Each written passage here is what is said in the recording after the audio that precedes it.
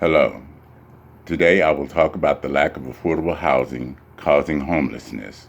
Today I will give the definition of homelessness, discuss the stereotypes of homelessness, one common myth about homelessness, and skyrocketing rents. The housing crisis and corresponding recession will hit the poorest Americans the hardest. Many families and most of the citizens that are vulnerable are those growing older, those living with disabilities, low income children, and youth will fall through the cracks into homelessness. More than 550,000 people in the United States are homeless on any given night. More than 18 million spend more than half of their income on housing, and there is no state in the Union in which affordable homes matches the number of affordable households. Homelessness is a condition of being without a permanent place to live, to sleep, to eat, to shower, to come and go as one pleases, leave one's belongings, and receive one's mail. It is a condition of being without a place to call home. A pedestrian today can hardly walk very far in one of America's cities before encountering a homeless person, someone asking for their change, selling a street newspaper, selling cans and bottles for recycling, or sleeping under a blanket in the park. The same pedestrian will no doubt see scores of abandoned buildings, boarded up and wasted, and they might wonder, why is there homelessness in our society? And for that matter, why do people live on giant estates complete with tennis courts and swimming pools, while others huddle in doorways or sleep in shelters? What has gone wrong with this country, supposedly the land of plenty? Before these questions can be properly answered, it is important to cut through the thick web of misinformation and stereotypes that have been attached to homelessness over the years. The stereotype of the homelessness.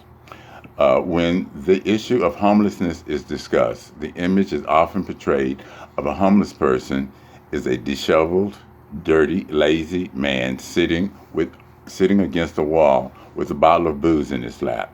This image of homelessness is a stereotype that is often used to blame the homelessness problem on its victim, the homeless people themselves. The reality is that homeless people are just like you and me. You'll meet on the street black, white, brown, male and female, young and old, employed and unemployed.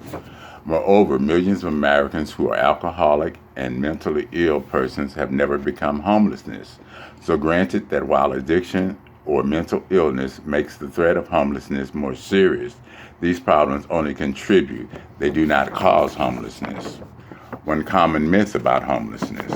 One common myth is that most homelessness came out of the deinstitutionalization of mental hospitals.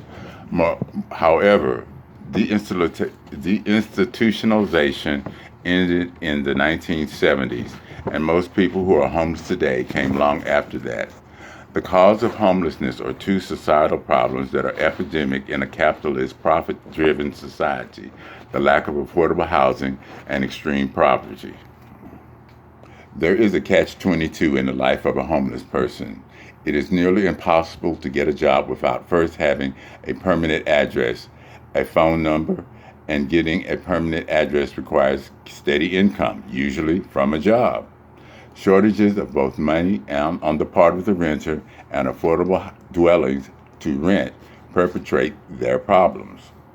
Housing assistance programs, while a step in the right direction, have been inadequate. Only 20% of the households eligible for housing assistance ever receive it. In 1997, the U.S. Conference of Mayors conducted a study on the status of hunger and homelessness. They found that public housing applicants wait an average of 19 months to receive assistance, and applicants for Section 8 housing vouchers wait an average of 37 months. In 19 of the cities surveyed, the waiting list for housing programs was so long that cities actually stopped accepting applications. Skyrocketing rents. Skyrocketing rents are pushing working people to the brink of homelessness. In 1995, the city of Boston ended its rent control law. Apartment units that once cost $500 a month now cost $900. A three-bedroom apartment in the working-class South Boston currently rents for about $1,800 a month. The conservative Boston landlords who advocated for the end of the rent control claimed that it would be good for everyone. They argued that ending rent control would lead to higher property taxes, revenues, and create incentives for developers to build new, more profitable housing units, eventually causing rents to fall again.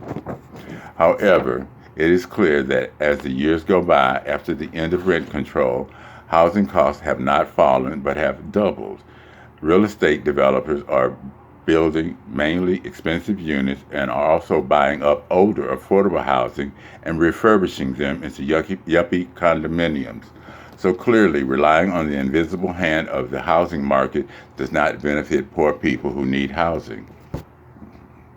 The federal government has in the past taken notable stabs at the problem of homelessness. In 1987, the McKinney Act was passed, creating all types of new programs to house, feed, educate, and help homeless people find jobs. However, over the years, pieces of the McKinney Act have remained underfunded or severely underfunded. So please contact your congressional representatives and ask them to fund the McKinney Act. Today, I gave a definition of homelessness, discussed stereotypes of homelessness, one common myth about homelessness, and skyrocketing rents. Thank you for your attention.